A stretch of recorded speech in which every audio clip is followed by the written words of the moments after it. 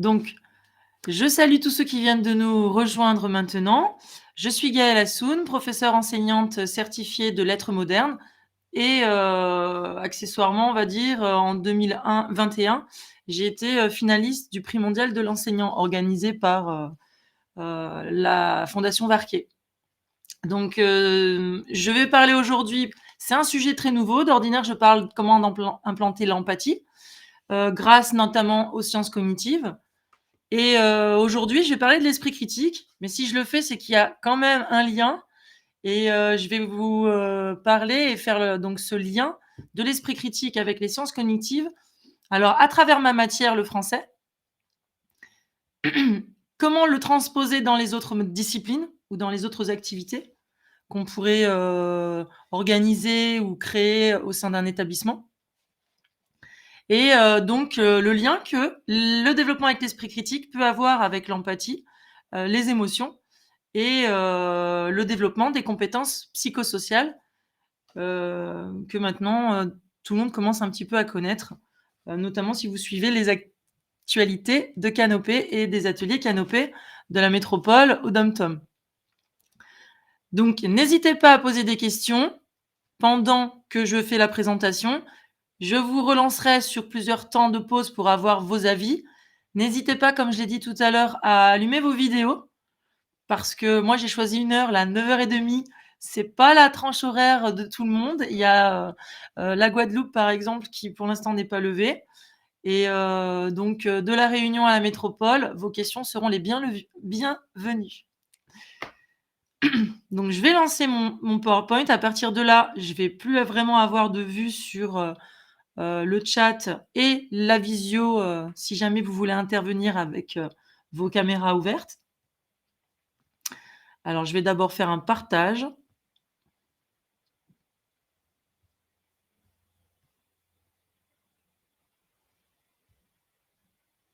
Hop.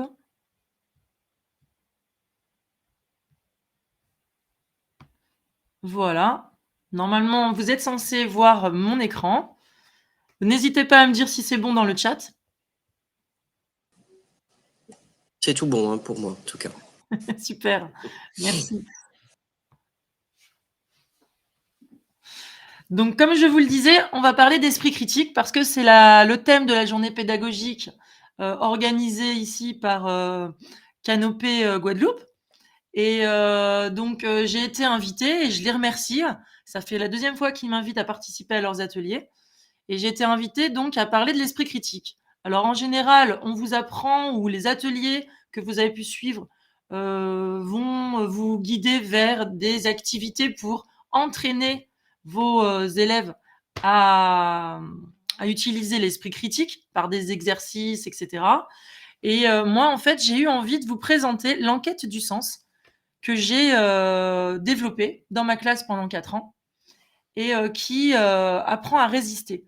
Donc, ma classe, c'est une classe de français, mais vous allez voir qu'à la fin de la présentation, c'est tout à fait transposable dans d'autres stratégies pédagogiques disciplinaires ou documentalistes, comme j'ai vu qu'il y en avait un qui était documentaliste. Et donc, vous allez voir qu'on va pouvoir le transposer. Alors, apprendre à résister, je fais un petit clin d'œil à Olivier Houdet et à son enfin, moi, j'ai beaucoup aimé, c'est ce qui m'a entraîné vers les sciences de l'éducation, la psychologie et les neurosciences qu'on appelle parfois la neuroéducation. Et donc, je vous invite à lire son livre qui parle justement de comment apprendre à résister en développant les fonctions exécutives. Donc, l'esprit critique, comment on le définit? Alors, on est tous donc en connexion avec le réseau Canopé et on a tous donc accès normalement aux formations de Alors, magistère. excuse-moi Gaëlle, je me permets juste, en fait, je pense qu'on n'a pas le diapo, on a juste, tu sais, la feuille d'édition, parce que là, on est toujours sur la première.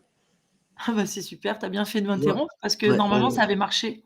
ouais, tu vois, on a Ah bah, les super. diapos à Bon, gauche et alors là, vous voyez quoi? Est-ce que ça ouais, bouge? ouais, là, ça bouge, ouais. D'accord, mais donc là, Voilà. ça ne bouge pas. Quand je le fais, eh ben, écoutez, c'est pas grave, vous allez voir mes slides parce que j'avoue que Alors, je vais réfléchir une petite minute. Pourquoi ça ne marcherait pas?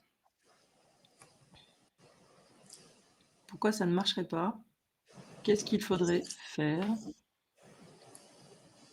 Peut-être quand tu partages ton écran, je crois qu'il te demande quelle fenêtre tu veux. C'est ce que j'ai fait. Alors, on va Ouais, recommencer. Allez, ouais, go. On recommence, c'est pas grave.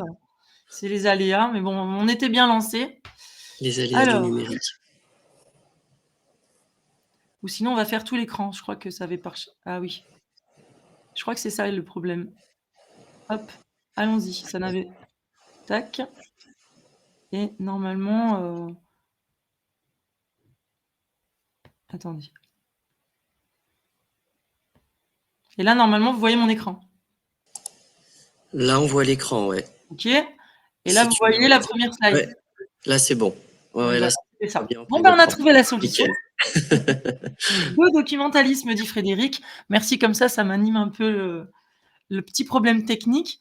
Donc, en fait, je vous parlais d'apprendre à résister et de l'enquête du sens. Vous avez, je vais pas répéter ce que je vous ai dit. Je vous relance la transition, c'est-à-dire que je fais un petit clin d'œil à Olivier Houdet et aux sciences cognitives, et je vais vous présenter en fait cette méthode que j'ai développée dans ma classe pendant 4 ans. Donc là, normalement, vous voyez la fameuse slide où je parle d'Elena Pasquinelli. Elle est spécialiste, entre autres, donc, en philosophie des sciences cognitives. Elle est membre du Conseil scientifique de l'éducation nationale, mais elle est aussi membre donc, de la Fondation La Main à la Pâte, et elle a plein d'autres cordes à son arc. Elle est très connue pour le développement de l'esprit critique. Et ce petit QR code, ça vous renvoie en fait à une formation magistère qui a été mise en place, qui dure 4 heures, qui est ouverte sans code.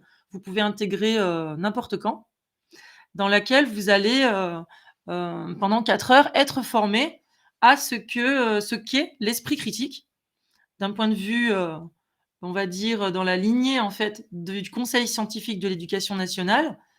Et l'une des définitions, enfin la définition qui est donnée par Elena Pasquinelli, c'est finalement la capacité à évaluer une information, des sources et des contenus à notre disposition afin de calibrer notre confiance et de faire confiance à bon escient. Donc le mot confiance va être très important, et c'est à partir de là qu'on va pouvoir développer la façon dont on va identifier nos sources, rechercher les sources, développer les compétences et les connaissances en lien avec ces sources, et donc développer ce qu'on appellerait une culture générale, et mobiliser nos capacités cognitives. Donc tout ça, je vais vous en parler.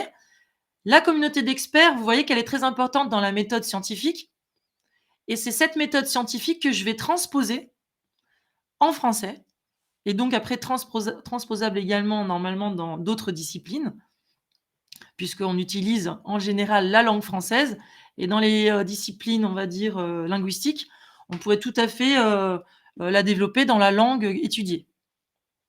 Donc le but va être de devenir soi-même expert, et je vais faire le parallèle avec les recherches en didactique de français concernant la lecture.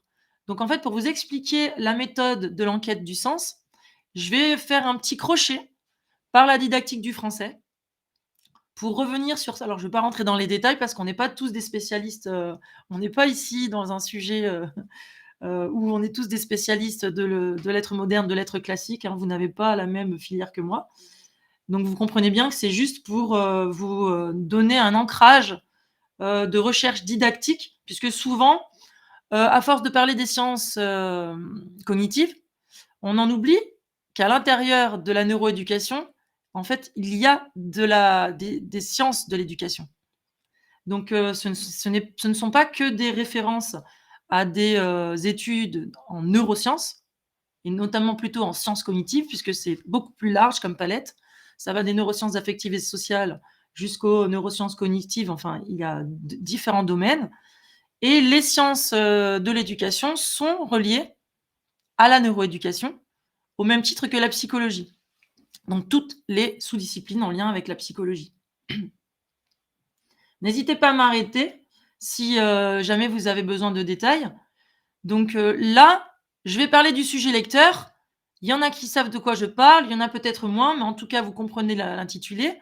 Le sujet lecteur, ça va être comment, en fait, on va arriver à la problématique de l'esprit critique du point de vue de la méthode de l'enquête du sens, ça va être de comment engager les élèves en tant que sujet lecteur. Déjà une première difficulté, on va dire, une première contrainte. Donc, si on regarde dans la didactique du français, parce que je me base forcément sur les stratégies mises en place pour développer la lecture, puisque, lire entraîne ensuite à s'informer, à chercher les sources et à développer ce que j'ai défini, en relation avec la définition de Elena Pasquinelli, parce qu'est l'esprit critique. Donc finalement, la compétence lecture, elle est très importante. Aujourd'hui, de toute manière, elle fait, comme vous le savez tous, partie, des compétences transversales que nous devons développer à travers nos disciplines et parfois, il y a des choses qu'on pourrait, finalement, partager en tant qu'enseignante, enseignant en français avec les autres disciplines afin de pouvoir travailler en communauté d'experts cette fois-ci, pour développer des stratégies de lecture, tous ensemble, peu importe finalement la discipline du français. Donc, vous connaissez ou pas Umberto Eco, la théorie de la réception de Josse en général, Michel Picard, la lecture comme le jeu, ou Vincent Jouve, qui a repris finalement des points, on va dire, de la lecture comme un jeu de Michel Picard et qui l'emmène doucement vers ce qu'on appelle le sujet lecteur, la théorie du sujet lecteur. Donc, toutes ces stratégies vont prendre en compte le lecteur comme une clé d'interprétation de l'information qui est donnée. Que ce soit, bon, là, forcément, d'un point de vue littéraire, et nous, ce qui nous intéresse, ce qui va être d'un point de vue informatif, toutes les informations qu'on pourrait trouver au-delà des œuvres, donc peinture, photographie, musicale, texte forcément, et au-delà de ces références, ce qui nous intéresse avec notre sujet lecteur élève aujourd'hui, ça va être de les ancrer dans ce qu'ils connaissent, dans ce qu'ils lisent. Et nous, on sait ce qu'ils lisent en général, de façon très peut-être schématisée, mais en tout cas, c'est quand même très lié aux réseaux sociaux, à TikTok, hein, Facebook, je ne sais même plus, Snapchat, etc. Et souvent, ils ne lisent même plus des contenus, on va dire, écrits. Ils vont, comme on le sait tous, être attirés par des vidéos. Et là, il va falloir écouter et comprendre le message oral. Donc, leur interprétation dans ces théories du didactique du français va être prise en compte dans la construction du sens. Pour résumer, hein. L'implication du sens du lecteur, vous avez compris, elle est essentielle. On va parler d'activité fonctionnalisante ici avec l'Anglade et Fourtanier. Et doucement, on va arriver à la notion de sujet expert, donc du sujet lecteur au sujet expert. Ici, vous voyez que dans la didactique du français, on parle de communauté interprétative. Ça fait penser à la communauté experte scientifique dont parlait Elena Pasquinelli déjà, dans ce qu'elle préconise pour interpréter et exercer à l'esprit critique. Le débat interprétatif qui va arriver en primaire en 2022, je me suis trompée. Je crois pas 2022, je changerai la date. Donc le débat interprétatif qui va arriver d'abord en primaire et qu'on voit doucement, qu'on a déjà vu depuis longtemps en français au collège, mais qui peut arriver sous différentes formes aujourd'hui, c'est-à-dire par exemple les ateliers philo pour les enfants, va être intéressant pour pouvoir développer ce que j'ai appelé l'enquête du sens. Et vous donc à intégrer à l'intérieur de vos stratégies. Donc vous comprenez le lien maintenant entre sujet lecteur et sujet expert. C'est parallèle entre la didactique du français qui nous sert à développer des stratégies en lecture et le parallèle que je fais avec ce dont on aurait besoin pour développer l'esprit critique. Alors le problème, et là je peux vous laisser intervenir si vous le souhaitez, et j'espère que vous allez le faire. Je check mon chat et les problèmes que vous rencontrez. Donc, comment reconnaître le sujet lecteur qu'est l'élève? Comment l'engager dans la lecture? Donnez-moi si, j'espère que vous allez le faire. Si vous voulez ouvrir vos vidéos, n'hésitez pas. Comment, en fait, vous faites pour engager votre sujet lecteur, c'est-à-dire votre élève, à être à l'entraînement de l'esprit critique? ou à la lecture, peu importe. Mais là, on va être focalisé forcément sur l'entraînement à l'esprit critique. Puisque c'est un de nos gros problèmes, en fait, déjà en tant qu'enseignant de français. Comment faire lire? Comment l'engager dans la lecture? Comment lui faire exprimer un goût pour la lecture? Peu importe sa lecture, mais au moins un goût. Il a du mal, l'élève, à dire et à répondre, en fait, à la question: «Qu'avez-vous ressenti? Quelles sont vos impressions de lecture?» Et en général, l'élève, il va avoir du mal à exprimer son avis. Rien que pour une lecture ou même une vidéo qui lui aurait plu, un dessin animé, un manga, et cetera. Et 3, l'engager dans l'expression critique dans l'expression d'une critique littéraire. Vous imaginez que là, on est dans déjà l'expression d'un expert, d'un lecteur expert. Et alors là, la 3e phase, elle devient, quand on lit déjà la première étape, elle peut devenir pour certains très difficile. On prend un échantillon d'élèves vraiment disparates, hein.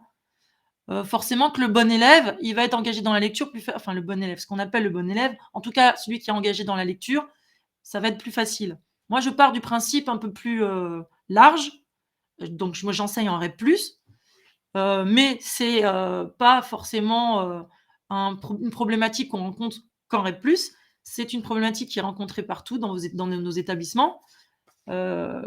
Et le niveau de l'élève, on va laisser de côté pour quelques instants vraiment l'élève engagé qui serait parfait, hein, celui qu'on entend d'habitude en exemple dans les séquences qu'on nous demande de créer et qui peuvent être d'un point de vue théorique parfaites.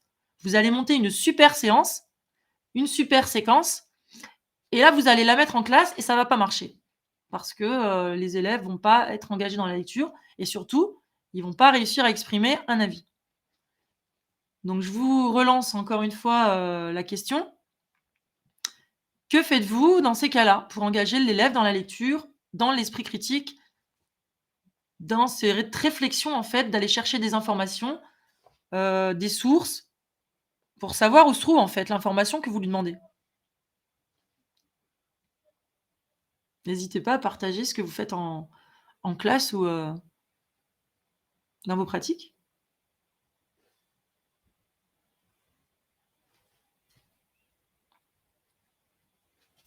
Peut-être que vous préférez plus tard.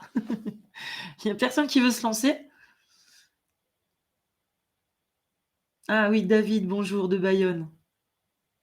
Ou il y a peut-être Frédéric, il y avait 2 documentalistes. Je sais que c'est une de leurs, on travaille beaucoup avec les documentalistes en REP+, parce qu'on a la chance d'en avoir 2 et c'est vrai qu'on monte souvent des stratégies pour les exercer à l'esprit critique, dans ce sens.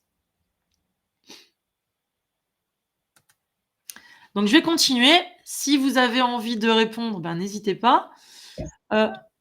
Oui? Oui, moi je viens prendre la parole. Super. Est-ce que vous Bonjour. m'entendez? Oui, oui, je vous entends, c'est super. D'accord, ok, bonjour.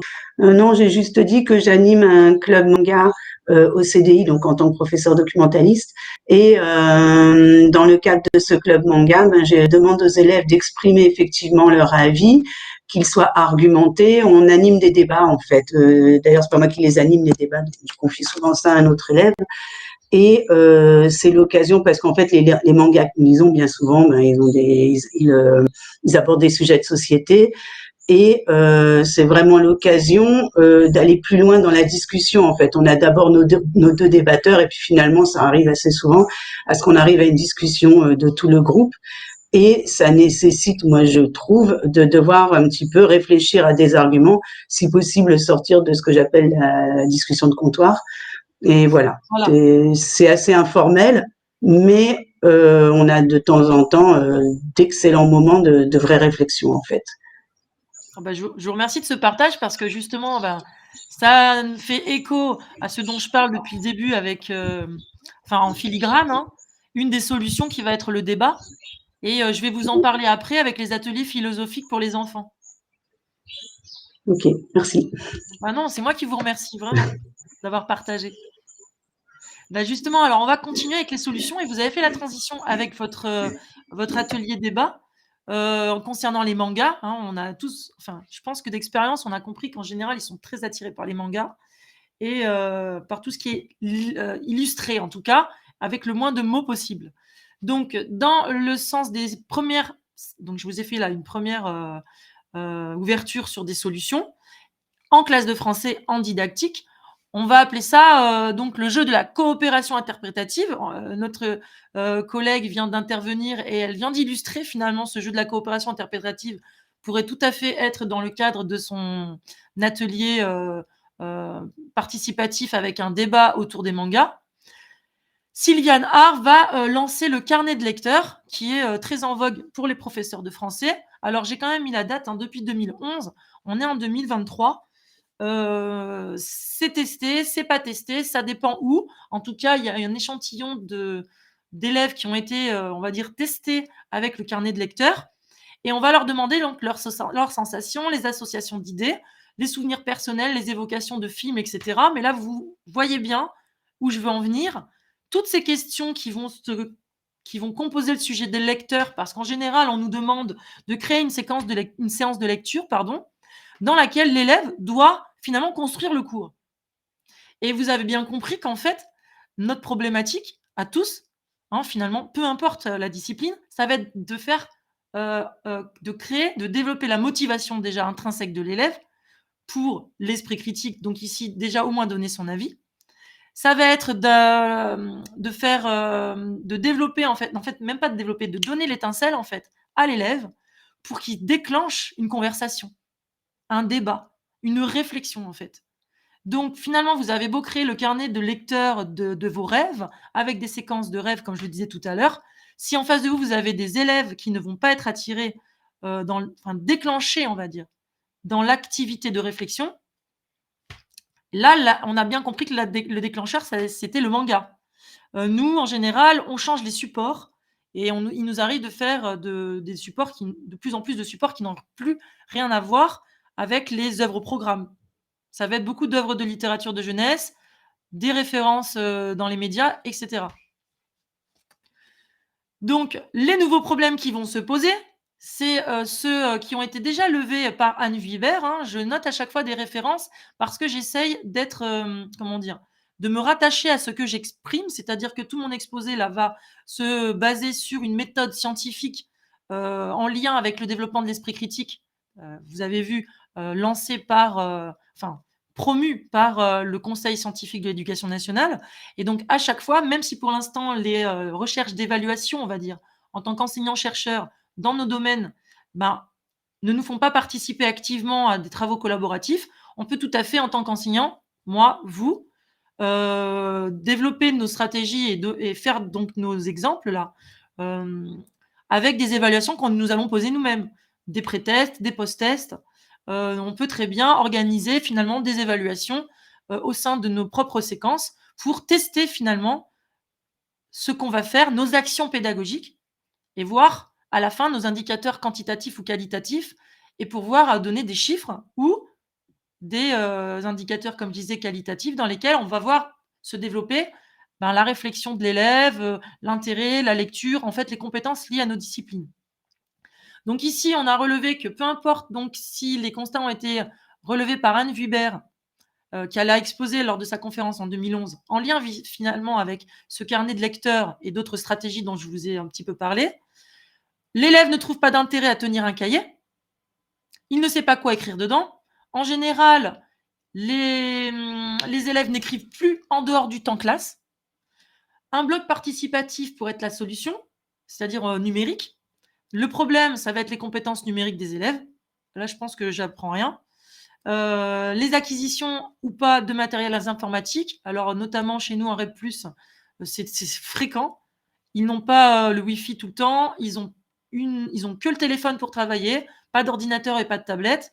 Donc, en général, c'est très difficile pour eux de continuer finalement l'écriture en lien avec une motivation tirée par l'enseignant.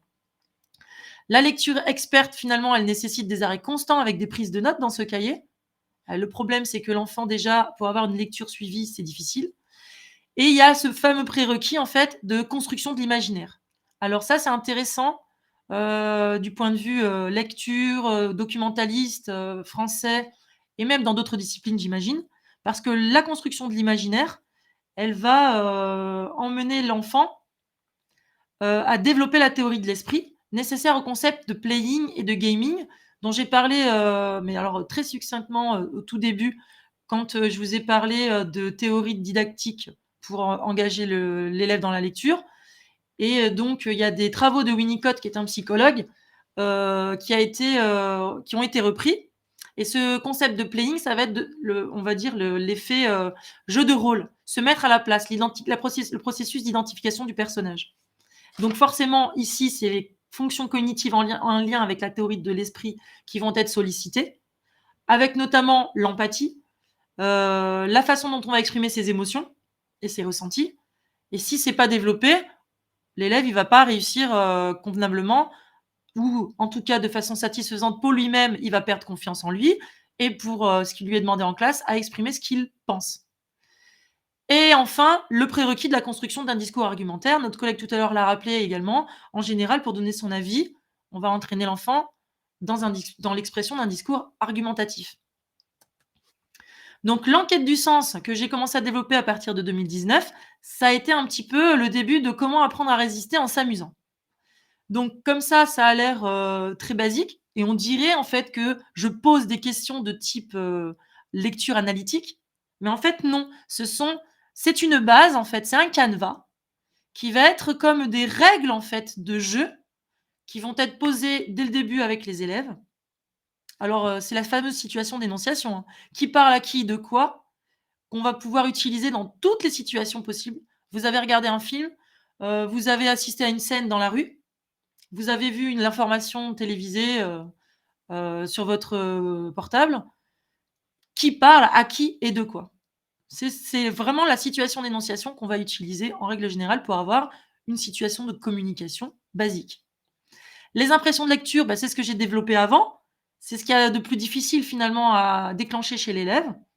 Là, on va lui mettre des pistes et on va déclencher le jeu comme une enquête. On va le faire changer de posture et le faire devenir un enquêteur, comme en sciences, parce que finalement, c'est ça qu'ils aiment dans les sciences, et c'est ça après qu'ils les rebutent finalement en français, alors que c'est le même principe.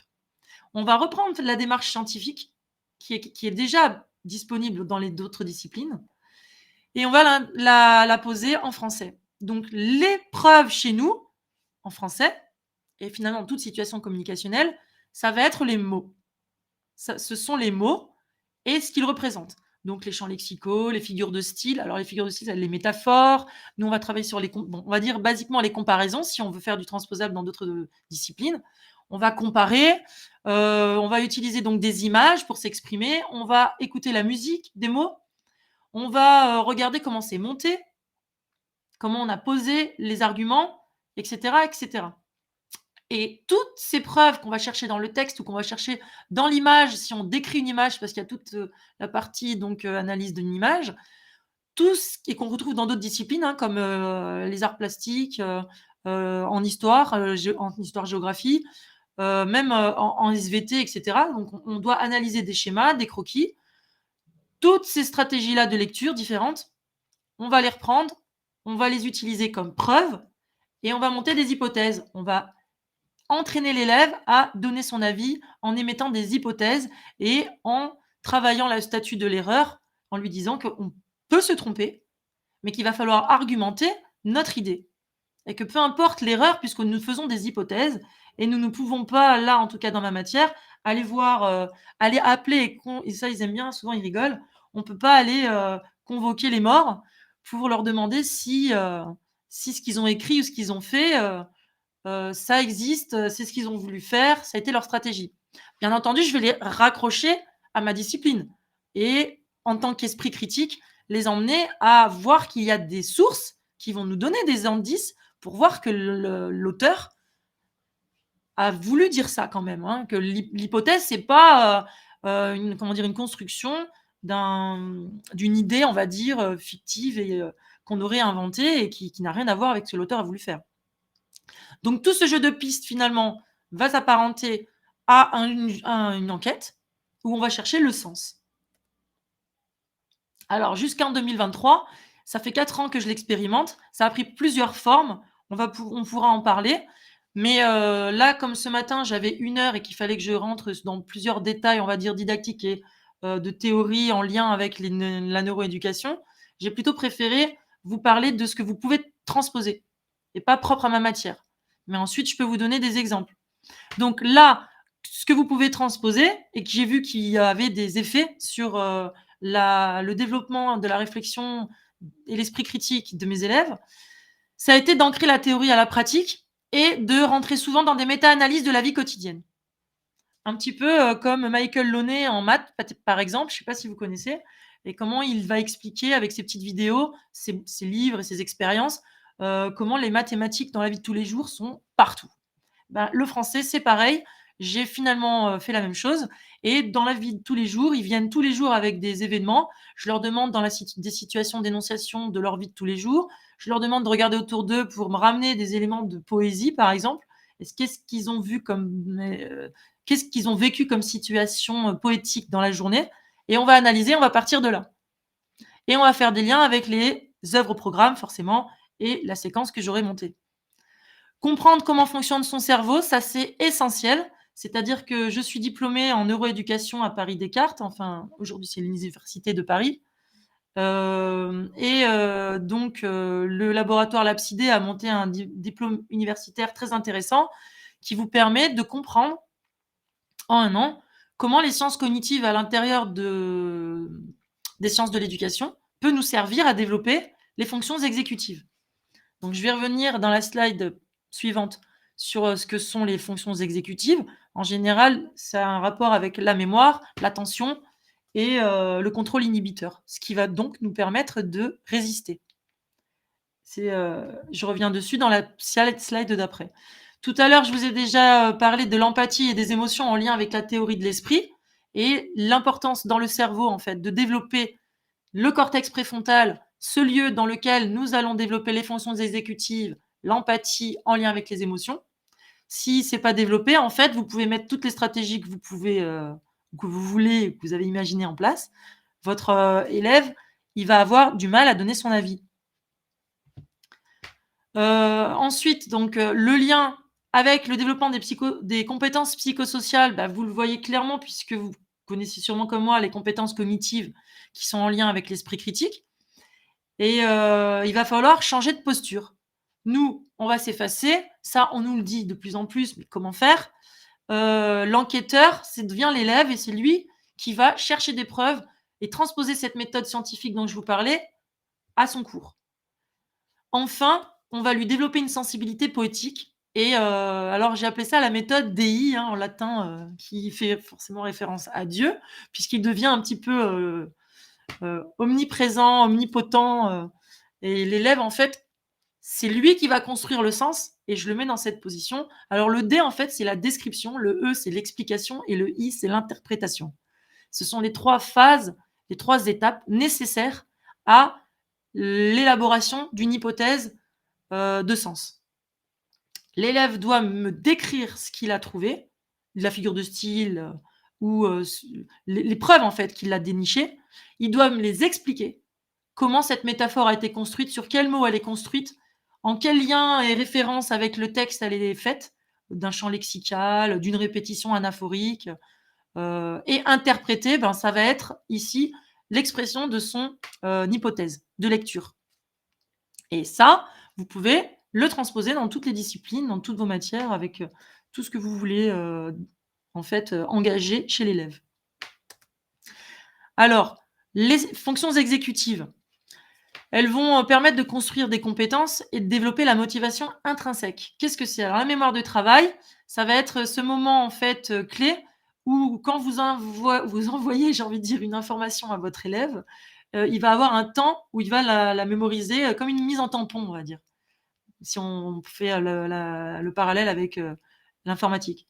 Donc, ça va être l'histoire de quelques mots simplement, de vocabulaire qu'il va pouvoir retenir et qu'il va mettre en mémoire ou pas.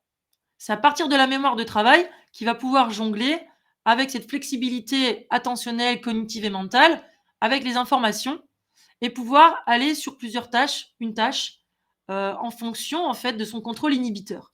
C'est-à-dire que s'il a la capacité de réguler ses émotions et sa motivation, il va être engagé. S'il n'a pas cette capacité à le faire, comme je vous disais tout à l'heure, il va avoir du mal à résister aux automatismes. Et s'il a engrangé et développé des automatismes qui ne l'emmènent pas vers la recherche d'informations, quelle est cette image qu'on me présente? Est-ce que cette vérité est une vérité, un faux, un tox? Il va pas avoir les comportements adaptés à la tâche en cours, c'est-à-dire ici au développement de l'esprit critique. Donc vous comprenez que les fonctions exécutives sont très importantes, c'est pour ça qu'on en parle de plus en plus et que, selon moi, il est essentiel pour un enseignant aujourd'hui de savoir de quoi on parle, comment fonctionne le cerveau. Donc ce qui va marcher, ça va être la métacognition, c'est-à-dire parler à l'enfant de son cerveau et de comment son cerveau fonctionne. Ce que je suis en train de faire là, un petit peu avec vous. Comment votre cerveau fonctionne, comment vous allez pouvoir finalement, comment dire, faire face aux biais cognitifs qui vous empêchent de comprendre une information ou d'avoir, comment dire, une résistance à cette information si cette information c'est de l'intox. Enfin, j'ai fait un parallèle. Alors le petit QR code, il vous envoie vers l'article que j'ai écrit pour la revue Dioteam. C'est une revue comme il est écrit, internationale de didactique et des pratiques de la philosophie. Parce que j'ai fait le lien entre les ateliers philosophiques, étant moi-même formée en tant qu'animatrice SEV, c'est l'association donc de Frédéric Lenoir, qui a fait un petit buzz là il y a quelques années parce qu'il avait fait un joli film qui parlait de l'utilisation des ateliers philosophiques avec les enfants en classe dans l'éducation nationale. Et donc en fait j'ai fait un parallèle et donc l'article reprend tout ce que je viens de dire en détail sur la façon de concevoir un atelier philo, ce qui peut être transposable pour un débat, un atelier ou ce dont tout à l'heure notre collègue a évoqué concernant le débat sur les mangas, et la façon dont on va le mettre en place, la façon dont on va gérer la parole, avec des bâtons de parole, comment on va s'effacer pour que ça devienne acteur, justement pour pas que ça tombe dans le café de comptoir, la discussion du café de comptoir avec les enfants qui vont vite partir, sinon dans des explications de leur vie quotidienne qui n'ont rien à voir avec votre projet de développement à l'esprit critique ou de développement d'une notion de votre discipline. Là, je vous explique comment en fait mettre en corrélation les outils de l'atelier philo qui va prendre en compte la pratique de l'attention et qui est développé par donc l'atelier SEV, et comment vous allez pouvoir la mettre en place dans votre classe. En primaire, j'ai vu que ça s'apparentait à des ateliers qui sont faits par les enseignants concernant des débats sur la mythologie. Ils s'appellent Boimard, voilà, les ateliers Boimard. Donc ça va être un peu le même principe, sauf que dans les ateliers Boimard, finalement, on n'a pas la métacognition. On n'a pas la réflexion sur l'acte, c'est-à-dire l'action que je vais choisir et qui va être efficiente pour pouvoir développer les fonctions exécutives. Et vous avez compris que les fonctions exécutives, ce sont celles qui vont vous aider à avoir ce fameux levier de la réflexion de l'enfant et du déclencheur de l'enfant vers l'esprit critique et la motivation intrinsèque de la lecture. Donc ça va créer en fait une communauté interprétative dont on parlait tout à l'heure, une communauté d'experts, comme disait Elena Pasquinelli, et on en revient toujours à cette communauté, parce que ça existe de la même manière dans les sciences en fait de développement en fait de la didactique de l'atelier philosophique. Il y a une chaire d'ailleurs philosophique qui est menée par Edwige Schirter. Je vous invite à aller regarder ses travaux. Donc elle explique la façon dont les ateliers philosophiques développent l'esprit critique. Et comment il va falloir les mettre en place en lien avec les sciences cognitives. C'est moi qui ai fait ce parallèle en lien avec cet article que je vous invite à lire. Donc, l'enquête du sens, ça prend quelle forme finalement dans une méthode transversale, on va dire, si vous voulez l'appliquer n'importe où. Et je me suis rendu compte qu'elle est applicable n'importe où dès l'âge de 2 ans. Alors, je dis dès l'âge de 2 ans parce qu'en fait, là aussi, il faut savoir que le développement du cerveau de l'enfant, eh bien, il se fait en tant que constructeur finalement. Il va développer le langage dès la vie in utero. Et donc, de la naissance jusqu'à 6 ans, il va développer des règles implicites qui sont présentes dans ces circuits neuronaux du langage parlé. Et en fait, il a déjà une grammaire implicite quand il arrive à 3 ans. Et cette grammaire implicite, on a vu donc dans des études dont je peux pas trop détailler là, c'est pas trop l'intérêt, mais dont je peux vous évoquer, que, en fait, la différence entre les élèves, justement, de ce développement, de réflexion et d'esprit critique va se faire, à partir du vocabulaire. C'est-à-dire que l'enfant, s'il a un vocabulaire très varié, selon finalement le temps qu'il a passé de 0 à 3 ans dans l'environnement familial ou de crèche, hein, de garde, de l'enfant, c'est ce qui va faire la différence, on va dire, de niveau langagière entre les enfants à 3 ans quand ils intègrent l'école. Et il va y avoir des enfants qui vont avoir cette différence sociale entre un langage très riche et varié et un langage, moins riche, souvent ou peut-être associé à du bilinguisme qui fait que l'enfant, on va devoir adapter avec lui des stratégies qu'on utilise pour des Français langue étrangère. C'est-à-dire qu'il n'y aurait pas une langue maternelle qui est le français. Donc finalement, toutes ces injustices de langage et de construction du vocabulaire, elles vont se retrouver dans la différenciation des élèves dès l'âge de 3 ans. Et c'est cette construction du langage expert qui va nous donner à nous, surtout si on est au secondaire et qu'on n'a pas d'impact sur ce qui s'est fait avant, une différenciation d'apprentissage de l'esprit critique, de la lecture, de nos disciplines, de nos notions en lien avec nos disciplines, dans nos classes. Et c'est, j'ai envie de dire, à cause, ce sont les contraintes qui vont nous faire avoir du mal à engager l'élève dans la lecture et dans l'expression d'une pensée.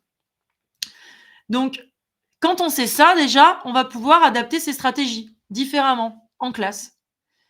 Ensuite, il va falloir développer l'argumentation et développer l'esprit critique avec les ateliers philo pour les enfants. Là, je vous avais vu, ça peut commencer en fait dès que l'enfant il a 4 ans. Et j'ai des collègues qui commencent des ateliers philo dès l'âge de 4 ans. J'ai moi-même ma fille qui fait des ateliers philo dans sa classe avec son enseignante et elle a commencé à 4 ans et demi, 5 ans. Et en fait, l'enfant va déjà être amené de façon ritualisée à exprimer sa pensée. Donc ça va permettre déjà d'élargir le vocabulaire des enfants et de commencer un entraînement à l'esprit critique. Comment rechercher des informations, des sources et confronter ces idées, faire formuler des hypothèses? C'est à ça que va vous servir l'enquête du sens. La façon dont vous allez le mettre en place dans la construction de votre stratégie, ça vous incombe. Et la communauté d'experts que vous allez former va permettre d'avoir des réflexions sur comment vous allez le faire. Mais moi, je vous envoie en fait vers ces pistes-là, en lien avec la lecture, dont je parlais tout à l'heure. Si vous faites des lectures, alors là, ce sont d'autres études qui ont été expliquées et développées dans des méta-analyses, notamment par Adele Diamond, que je cite souvent, qui est une grande experte du développement des fonctions exécutives. Et il a été donc montré que faire la lecture aux enfants, alors souvent, vous voyez des images de personnes dans les médiathèques qui font la lecture en montrant les images des livres. Et en fait, il a été expliqué que la lecture, au contraire, si elle est faite sans images, dès le plus jeune âge, l'enfant, ça va lui permettre de construire en fait son imaginaire. Si je donne un exemple, on va dire basique, c'est cette histoire de la petite sirène d'Andersen, du conte. Et en fait, si l'enfant commence, par exemple, sa vie de conteur et de public de contes avec l'image de Walt Disney, et toute sa vie et sa construction entière imaginaire va être construite autour d'une petite sirène rousse à la peau blanche et à la queue de sirène verte. Alors qu'en fait, il n'a jamais été question de ça dans le conte d'Andersen. Donc si vous lisez finalement des contes et des histoires à vos enfants dès le plus jeune âge, et quand bien même on peut le transposer dans des moments lecture, puisqu'on a le quart d'heure lecture, qui est imposé, on va dire, de façon transversale à toutes les disciplines. Sans les images, en convoquant chez eux leur imaginaire, en revenant à mon exemple de petite sirène, la petite sirène, elle prend toutes les formes possibles inimaginables. Et elle peut ressembler à qui elle veut, la petite sirène, en fait. Parce que dans Andersen, on n'a pas expliqué exactement à quoi ressemble une petite sirène, puisque la petite sirène fait partie de ces animaux, ces créatures mythiques qui n'existent pas. Alors, bien entendu, je fais référence à la petite sirène, pas sans intérêt, puisque il y a des débats qui ont été levés dans les médias et qui peuvent être source, finalement, de confronter les idées, les informations, formuler des hypothèses sur cette fausse polémique, pour moi, de la petite sirène. Peut-elle être de couleur noire ou pas? Voilà. Et en fait, avec toutes ces informations et ces exemples qui viennent des médias, vous faites des rapprochements. C'est ce que je viens de faire. Là, j'ai essayé de donner un exemple de ce qui peut être fait en classe, de rapprochement entre des vrais débats polémiques en lien avec les médias, les cours, les sciences cognitives, les techniques de l'atelier philosophique du débat, et comment amener l'enfant à réfléchir. Et là, on est sûr que l'enfant, il va déclencher des réflexions sur est-ce que la petite sirène a le droit, entre guillemets, d'avoir la peau noire. Et on en arrive à déconstruire l'information, on en arrive à émettre des hypothèses avec des sources, c'est-à-dire ici le conte d'Andersen, qui montre bien que la petite sirène, elle a le droit de prendre les formes qu'elle veut, en fait. Et la petite sirène, c'est justement un monstre mythologique. Et monstre, c'est en latin l'étymologie même de monstrum, de montrer des formes diverses et variée, et elle peut prendre la forme qu'elle veut. Donc, cette lecture sans image, elle est très importante dans la construction de la théorie de l'esprit, qui va construire le bagage intertextuel de la culture générale. Les enfants, ils vous demandent toujours à quoi ça sert dans ma vie, à quoi ça va me servir tout ça. Ça va leur servir à la culture générale. Et donc, faire des liens avec, j'ai remarqué, les études d'œuvres comparées, aussi bien, on va dire, littéraires ou au programme, que hors programme, que en lien avec les médias. Et de situations vécues. Dès qu'on fait ce lien entre les deux, et vous l'avez sûrement éprouvé vous-même, vous voyez que ça marche mieux. Et tout ça, en fait, je vous invite à le construire en lien avec les sciences cognitives et les études en lien avec les ateliers philosophiques. Et la dernière partie, c'est forcément accompagner l'enfant à exprimer ses émotions et ses ressentis. Il y a le processus d'identification, le fameux playing de Winnicott, qui lui-même est à la base de théories en lien avec l'empathie. Et tout ça conjugué vont être des leviers pour changer les stratégies de développement de l'esprit critique. Alors, à la maison, concrètement, comment ça se passe ou à l'école? Là, je vous invite à aller sur un Padlet d'idées qu'on a créé. Marie Boll-Besançon de l'académie, Marie, elle est dans l'académie de Dijon. Non, pas de Dijon. Il y a l'académie de l'Ain, l'académie de Paris, et donc Caroline, voilà, Guyader-Mathias, qui est dans l'académie de l'Ain. Et toutes ces personnes dans différentes académies, qui sont peut-être les vôtres, elles vont développer des idées pour implanter l'empathie, en lien avec la neuroéducation, donc les sciences cognitives. Donc les pratiques de l'attention, le design thinking, etc. Alors, j'ai fait exprès de laisser beaucoup de temps pour pouvoir échanger tous ensemble.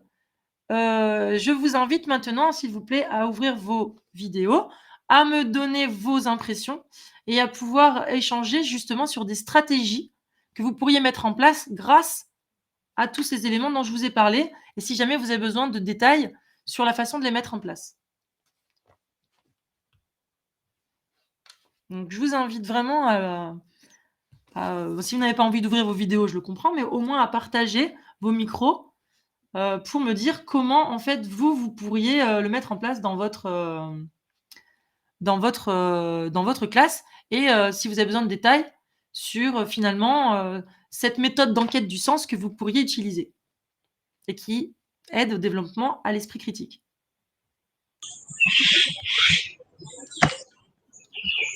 Oui, c'est encore moi. Oui, tant mieux, j'ai envie de dire. On a au collège un projet éloquence, niveau 3e, donc discours d'éloquence, où on demande aux élèves de s'exprimer sur un sujet qui leur tient à cœur, à eux de choisir le sujet et l'opinion qu'ils veulent développer. Et évidemment, c'est très difficile. Et du coup, je me demande, est-ce qu'il faudrait qu'on débute peut-être par des ateliers philo? Je me questionne pour savoir comment les rendre plus acteurs et moins victime de ce projet, en fait. Je Alors sais là, pas c'est si vous avez des... exactement ce que je vous disais. Ouais. Ah pardon, vous avez terminé? Il y a eu un petit Non, écho. non, voilà, si vous avez des petites pistes ou, je sais pas, Eh des... bien, comment je les vous dire. remercie d'avoir posé cette question, parce que comme ça, on va parler d'un cas concret que vous avez. C'est-à-dire qu'en fait, cette méthode d'enquête du sens dont je vous parle, vous pouvez tout à fait ici la mettre en place. Et vous avez raison. Je pense que là, alors l'éloquence, en plus, ils sont plus âgés. Je pense que c'est à partir de la troisième que vous faites ça. Oui. Et donc, à partir de la troisième, ils sont. Alors, souvent, il y a la motivation, on va dire, pas du tout intrinsèque, mais extra, qui va être liée au brevet. Mais nous, on a tous vu que ça marchait pas très bien. Hein, il y en a, ils sont motivés, puis il y en a, ils sont pas motivés.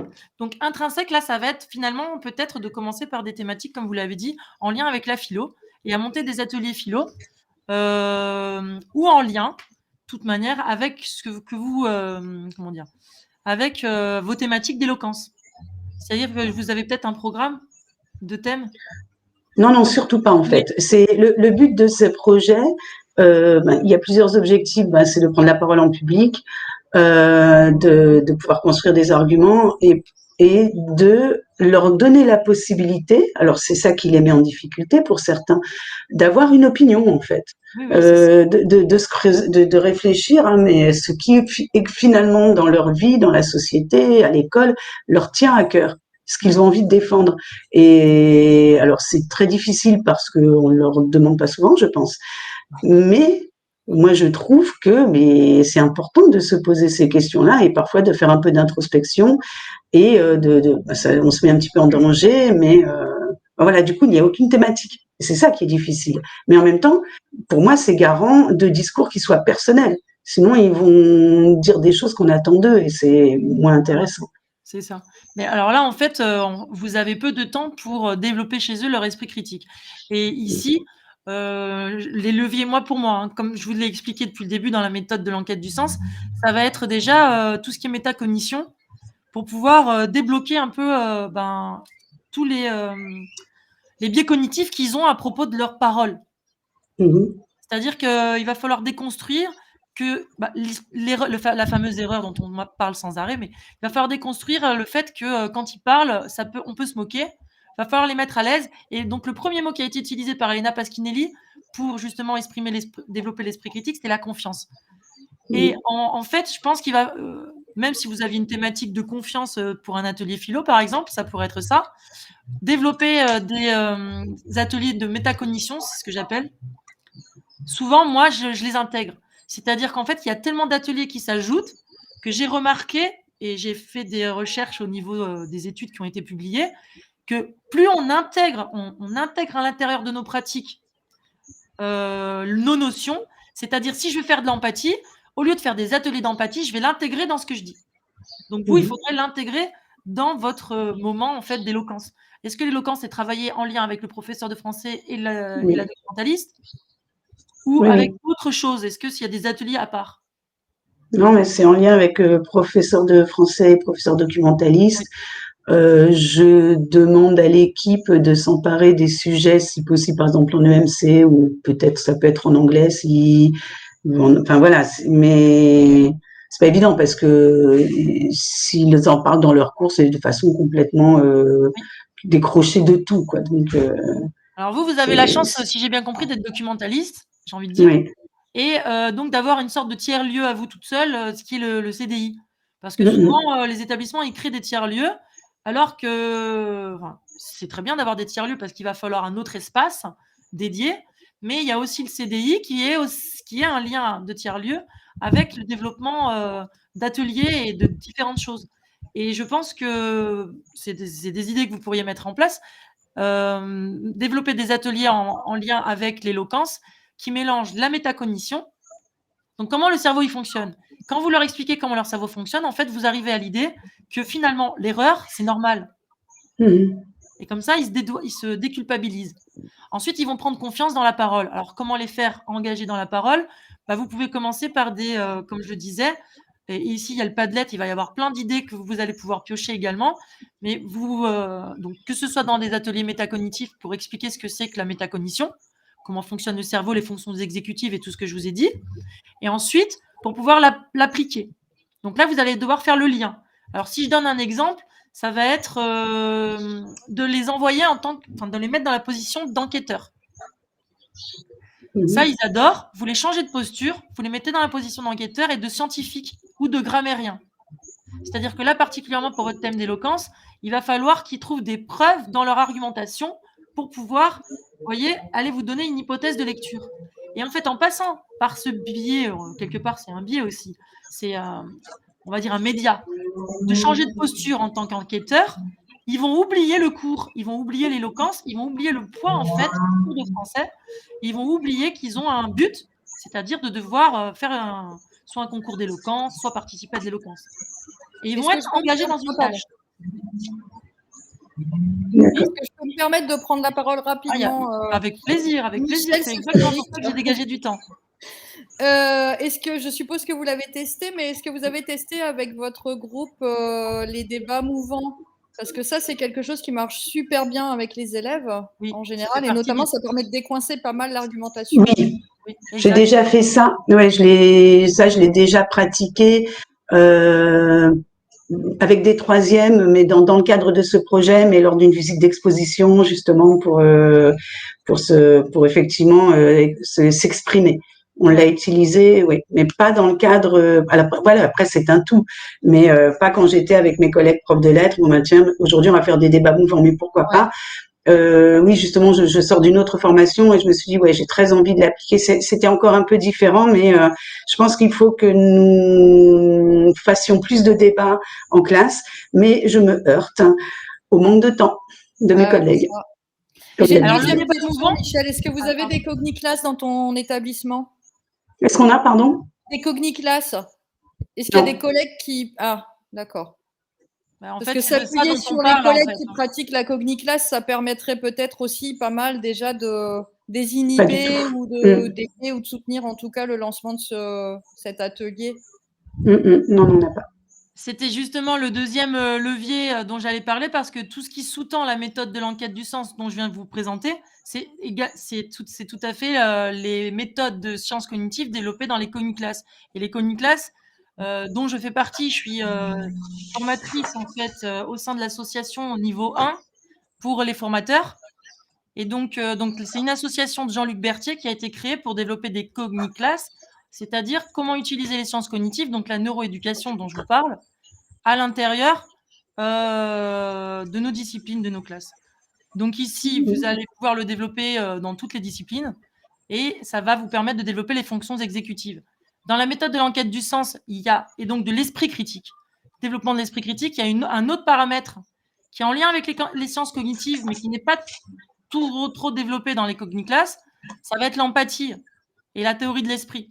Et en fait, j'entends bien que vous avez des solutions de médias et j'entends bien des phrases sous-jacentes du type « Oui, non, mais ce qu'elle fait, ça existe déjà. » Mais en fait, c'est pas ça dont je vous parle. C'est-à-dire que là, ce sont des médias et vous, j'entends bien que dans votre projet d'éloquence, le problème, c'est ce dont je parlais au tout début et ce dont on parle quand on veut développer un esprit critique, c'est comment déclencher dans l'esprit de l'enfant, de l'adulte, de la personne en fait, une réflexion critique.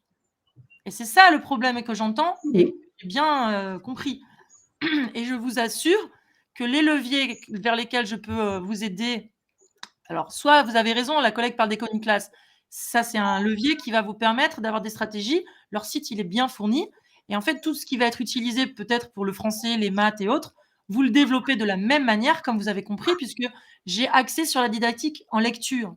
Et la didactique de lecture, elle se rapproche dans pas mal de moments avec des stratégies en lien avec les cogniclasses. Mais il va falloir mettre en place la métacognition, ça c'est évident, la répétition de rituels, pour donner des clés là, pour votre projet par exemple.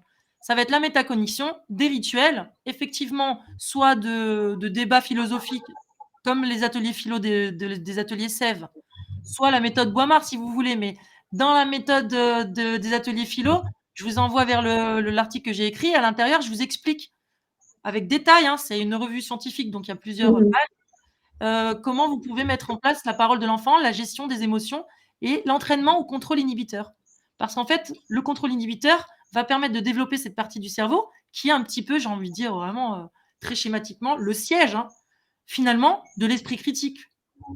S'il n'a pas le contrôle inhibiteur, il ne peut pas en fait arrêter l'automatisme de penser que ce qui lui est déversé dans ses réseaux sociaux, c'est la vérité. Vous voyez, il ne va pas pouvoir lutter, il ne va pas pouvoir résister. C'est l'œuvre d'Olivier Houdet que je vous invite aussi à lire, qui est très accessible, qui s'appelle Apprendre à résister. Et finalement, si je veux répondre à votre question, ça va être d'intégrer la métacognition et les sciences cognitives à l'intérieur de vos pratiques. Et ça va être implicite, vous voyez. C'est-à-dire que de l'extérieur, vos collègues ou la plupart des gens pensent qu'on fait comme tout le monde. Mais en vrai, c'est tout dans la construction de nos cours, c'est tout ça qui est repensé, c'est toutes nos stratégies qui sont repensées. Et grâce à cela, on va éviter certaines choses qui finalement ont été éprouvées dans des études, ça ne marche pas forcément, et on va se concentrer sur des actions qui vont être plus efficientes. Et on va développer, c'est l'innovation, c'est notre liberté pédagogique, comme certains disent, on va développer d'autres idées en lien avec nos théories. On a tous été à l'université, on est tous enseignants-chercheurs finalement, et on peut tous tout à fait prendre les théories qu'on va s'approprier et développer des idées. Et pour pouvoir ensuite les évaluer, on n'est pas à la fac. Malheureusement, on ne peut pas tous être en lien avec des labos recherche, mais on sait tout à fait mettre en place des méthodes. Alors, c'est également véhiculé par Elena Pasquinelli. Donc, sur le Queer Code que vous avez là en ce moment, vous avez toutes ces références. C'est un Padlet vraiment très bien fourni. Et vous allez voir, vous allez trouver des façons d'évaluer vos pratiques. C'est-à-dire que comme ça va pas être basé sur une intuition. Oh, regardez, j'ai fait ça, peut-être que ça a marché, oui, j'ai l'impression que. Non, vous allez pouvoir faire des pré-tests, des post-tests, pourquoi pas des mi-tests. Vous allez pouvoir créer en fait une évaluation de votre action pédagogique et à la fin, vous allez avoir un effet. Alors, il est comme il est, votre effet. Il sera basé sur votre échantillonnage, sur votre cohorte, et puis de l'autre côté, il y a une classe témoin. Mais en tout cas, vous allez pouvoir créer une réflexion sur des effets et pouvoir travailler sur des évaluations que vous avez faites. Et ainsi, vous allez pouvoir peut-être aussi, parce que j'ai entendu qu'il y avait une autre contrainte, emmener vos collègues à une communauté d'experts qui va être celle que vous voulez donner et impulser, et qui va être un petit peu de réfléchir à d'autres stratégies pédagogiques pour pouvoir développer l'esprit critique. Mais dans le sens vraiment déclencher dans le cerveau de l'enfant une étincelle de réflexion en lien avec les fonctions exécutives. Et vous ne pouvez pas faire l'économie de savoir comment fonctionne un cerveau. Je ne pense pas. Enfin, moi, c'est ce que j'essaie de dire ce matin et d'expliquer aussi. Et peut-être même, comme disait l'autre collègue, je n'ai pas retenu son prénom, les coniclasses, la place des coniclasses dans l'enseignement. Il y a plein de débats qui nous disent oui, les neurosciences, oui, ça va, ils nous embêtent, vous voyez, un petit peu toujours les mêmes biais. Et ces biais cognitifs en lien justement à notre, les pièges de notre cerveau qui nous sont inconscients. Et on a la chance d'avoir des études là-dessus qui vont nous permettre de les déconstruire. C'est un petit peu ce qui déconstruit les représentations et les stéréotypes. Et on en revient toujours à votre débat. Comment l'élève il va pouvoir construire une argumentation en lien avec une idée personnelle s'il est véhiculé sans arrêt autour de lui, immergé dans les stéréotypes, les conceptions, on va dire, on appelle ça des conceptions initiales de ce qui lui est véhiculé dans les médias. Ok, je vois à peu près vers quelle piste je vais me diriger. Je vais regarder un petit peu tout ça, voir avec mes collègues. Effectivement, il faut qu'elles adhèrent. Et puis, Oui, et en général, de toute manière, on accompagne. C'est-à-dire qu'on peut très bien faire des formations. Vous pouvez très bien demander des formations, soit comme l'a dit la collègue de Coniclass, pure, parce que comme Jean-Luc Berthier est un ancien chef d'établissement, c'est sûr que les Coniclass commencent à être de plus en plus et de mieux en mieux acceptées et comprises. Et donc, il y a déjà il y a des magistères, tout à l'heure, je vous ai parlé de magistère, il y a des formations, en fait, qui ont déjà été construites par l'association de Jean-Luc Berthier qui sont disponibles sur Magistère. Vous allez sur leur site et vous allez les trouver très facilement. Et donc, vous allez pouvoir vous former vous-même, intégrer cela peut-être à des projets d'établissement et au fur et à mesure. Mais d'un point de vue, on va dire, plus à court terme, la méthode du sens, de l'enquête du sens que je vous propose, vous pouvez tout à fait la mettre en place pour votre projet d'éloquence, en lien avec le professeur de français, puisque je suis professeur de français. D'accord, ok. Merci beaucoup. Merci à vous. Grâce à vous, ça a été très riche de réflexion en lien avec une application concrète et je vous remercie. Alors, je vais surveiller. Je pense qu'avec cette participation, en fait, eh bien, je crois que j'ai atteint le temps, non? Je fais appel à mon binôme. Il reste 5 minutes. Il reste 5 minutes, c'est ça. Il reste 5 minutes à l'atelier. Est-ce que vous voulez partager d'autres choses ou peut-être me poser des questions ou me donner peut-être vos... Peut-être qu'il y a des choses que vous voulez partager avec moi qui sont pas... comment dire, qui vont pas dans le sens de ce que j'ai dit et qui pourraient m'aider moi-même à repenser ma méthode.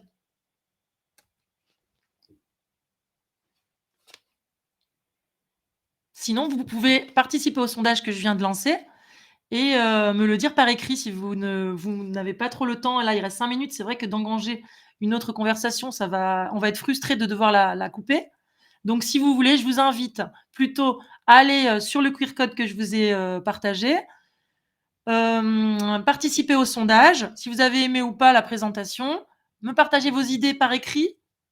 Comme ça, au moins, on va pouvoir rester en contact. Si vous voulez même me laisser vos adresses mail et prendre la mienne, il n'y a pas de souci. Je pourrais vous accompagner dans vos projets, soit en tant que formatrice en lien avec l'association de Jean-Luc Berthier pour les comiclasses, soit en tant que moi-même présidente de l'association Be Enjoy pour accompagner en fait à l'éducation de l'empathie, des émotions grâce aux sciences cognitives et à l'esprit critique. Excuse-moi Gaëlle, juste une petite question de Vincent qui demande le lien du Padlet dont tu as parlé tout à l'heure. Il est là, juste avant. Ok, merci. Je n'ai pas vu. Hop. Mais des fois, il y a des petits soucis de mise à jour, je pense. Oui, j'avoue que moi, 9h55, c'était mon dernier message chat. Ah oui. Alors, Okay. je crois qu'il y a eu d'autres choses avant, non? Après. Oui, il y a eu des choses après. Ouais. Donc, pardonnez-moi si j'ai pas répondu. Pourtant, j'ai non, mais j'ai regardé. Il y a pas eu de questions. Il y a eu donc Frédéric qui parlait du débat. Elle allait en parler, mais elle a pris la parole pour en parler. D'accord. Sinon, il n'y a pas eu d'autres. Ah oui, ça y est. Oui, Vincent, en fait, est avec son téléphone. Vincent est avec son téléphone, oui, mais peut ça y est. en même temps. Oui, d'accord. Ah oui. Je vous invite à faire une capture d'écran. Oui. Si vous êtes avec votre téléphone, je vous invite à faire une capture d'écran. Alors, je vous laisse celle-ci. Comme ça, vous faites une capture d'écran. Vous pourrez reflasher plus tard. Sinon, je regarde si sinon, je pense que mon diaporama va être partagé. Et vous le retrouverez dans le Padlet, peut-être. Alors, n'hésitez pas, le lien, en fait, là, ça mène à une page web. Et quand vous allez sur la page web, il y a une petite photo du Padlet. Vous cliquez dessus et le Padlet apparaît.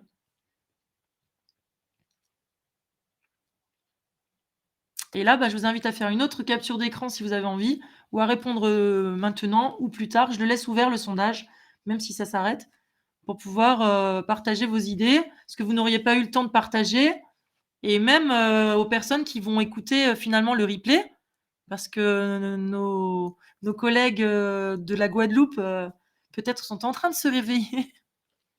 Et si j'ai la chance que certains regardent le replay, n'hésitez pas à partager. Franchement, je suis friande de tous ces échanges, puisque vous avez compris, en fait, et j'espère que j'ai été assez explicite et claire, que la communauté d'experts que nous sommes, c'est ça qui va construire les nouvelles stratégies innovantes en lien avec le développement de l'esprit critique.